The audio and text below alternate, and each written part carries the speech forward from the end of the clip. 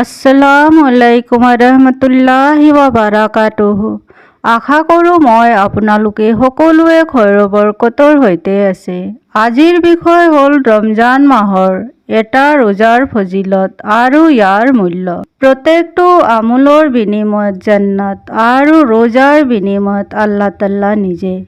যিসকলে খুচু খুজুৰৰ সৈতে আল্লাহৰ সন্তুষ্টিৰ কাৰণে ৰোজা ৰাখিব, তেতিয়া আল্লাহ তাআলা কিয়ামতৰ দিনা নিজে ৰোজাদাৰৰ বিনিময়ত নিজ হাতেৰে ৰোজাৰ পুৰস্কাৰ প্ৰদান কৰিব। আল্লাহ তাআলা তিনিটা বস্তু বহুত ভাল পায়। প্ৰথম, ডেকাকালৰ নামাজ; দ্বিতীয়, প্ৰচণ্ড গৰমত ৰখা ৰোজা; আৰু তৃতীয়, শীতকালত কৰা ওজু।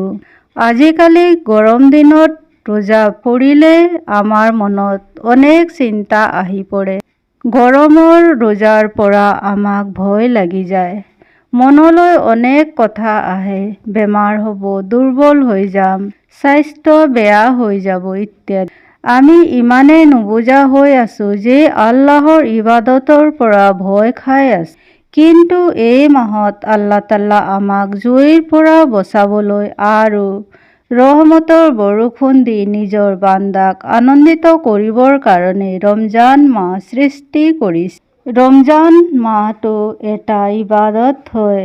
যেতিয়া হযৰত মুআজ বিন জবল ৰাদিয়াল্লাহু আনহুৰ ইন্তেকালৰ সময় হ'ল, তেতিয়া তেওঁ কৈছিল, ইয়া আল্লাহ, আপুনি জানে মই মোৰ জীৱনক কিমান ভাল পাইছিলোঁ। আল্লাহৰ শপত, সেয়া ভাল পোৱা টকাৰ কাৰণে নাছিল আৰু দুনিয়াৰ কাৰণেও নাছিল, আছিল সেয়া মোৰ জীৱনৰ আশা যে মই আপোনাৰ বাৰগাহত দীঘলীয়া সিজদা কৰিব পাৰোঁ, ভীষণ গৰমতো ৰোজা ৰখাৰ কাৰণে আৰু ৰোজাৰ পিয়াহ সহ্য কৰিবৰ কাৰণে, ভীষণ ঠাণ্ডাত ওজু কৰি আপোনাৰ সন্তুষ্টিৰ কাৰণে ইবাদত কৰিবৰ কাৰণে। এই সকলোবোৰ মিলাই মই মোৰ জীৱনক ভাল পাইছিলোঁ। ইয়া আল্লাহ, আপুনি প্ৰত্যেকজন মুছলমানৰ হৃদয়ত এনেকুৱা ইছলামৰ প্ৰতি মৰম চেনেহ জগাই দিয়া, আমিন। ইছলাম মানে শান্তি। ইছলাম ধৰ্মৰ মূল মন্ত্ৰ হৈছে আল্লাহ এক। মানৱতাৰ বাদে ইয়াৰ মূল আদৰ্শ এক সুকীয়া দৰ্শন। অৰ্থনৈতিক, সামাজিক আৰু ৰাজনীতিৰ লগত নতুন সভ্যতা আৰু সংস্কৃতি বাহক ৰূপে জনপ্ৰিয় লাভ কৰি আহিছে ইছলাম ধৰ্ম। 5টা স্তম্ভৰ ওপৰত প্ৰতিষ্ঠিত। তাৰে ভিতৰত ৰমজান মাহটো ধৰা হৈছে। আমাৰ প্ৰিয় নবী সাল্লাল্লাহু তাআলা আলাইহি সাল্লামে কৈছিল, আল্লাহ তাআলাই যদি নিজৰ ৰোজাদাৰ বান্দাক ৰোজাৰ বিনিময়ত কি দিছে কৈ দিলে হয়, তেনেহলে তেওঁলোকে গোটেই বছৰটো ৰমজান মাহৰ ৰোজা ৰাখিলে হয়। ৰমজান মাহৰ ফজিলত ইমান বেছি যে আমি প্ৰকাশ কৰিব নোৱাৰো। ইয়া আল্লাহ, আমাক ৰমজান মাহৰ পৰা মহব্বত কৰিবলৈ তৌফিক দিয়া, আমিন। এটা সৰু কাহিনী। ইয়ামামাৰ যুদ্ধত 12,000 সাহাবা আৰু বহুতো মুমিন বান্দা আছিল। এইটো বহুত ডাঙৰ যুদ্ধ আছিল।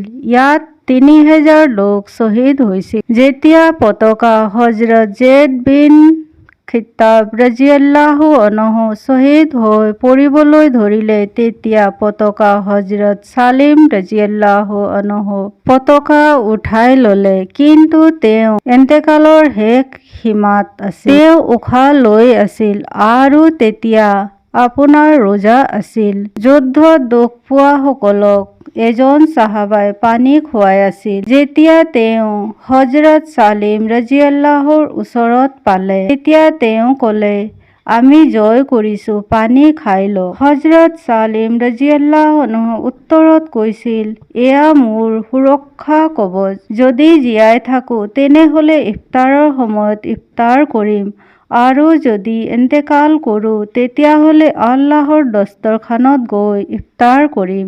এয়া হয় ৰমজান মাহৰ ৰোজাৰ ফজিলত। সেই সাহাবা ইন্তেকালৰ সময়তো নিজৰ ৰোজা ভাঙা নাছিল। যিহেতু আপোনালোকে জানে, ইন্তেকালৰ মুহূৰ্তবোৰ কেনেকুৱা হয়। ইয়া আল্লাহ, এইদৰে আমাকো ৰোজা ৰাখিবলৈ, ৰোজাৰ গুৰুত্ব, ফজিলত জানিবলৈ আৰু আমাৰ দুৰ্বল ইমানক শক্তিশালী কৰি দিয়া। আমিন। এই দুৱাৰে আজিৰ ভিডিঅ'টি সামৰিলোঁ। ইনশাআল্লাহ আকৌ এটি নতুন ভিডিঅ'ত লগ পাম। আসসালামু আলাইকুম ওয়া ৰাহমাতুল্লাহি ওয়া বাৰাকাতুহু।